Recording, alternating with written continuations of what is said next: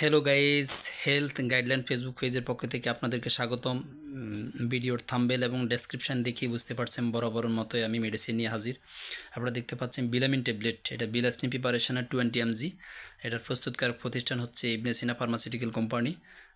প্রতিটি পাতায় 10টা ট্যাবলেট থাকে, পার ট্যাবলেট হচ্ছে 15 টাকা। এটা অ্যালার্জি চুলকানির জন্য অত্যন্ত কার্যকরী। মেজরিটি মানুষ এখন অ্যালার্জি চুলকানিতে ভোগে। এই ট্যাবলেট সেবন করলে প্রতিদিন রাত্রে একটা করে সেবন করলে চুলকানি অ্যালার্জি থেকে নিরাময় পাবে।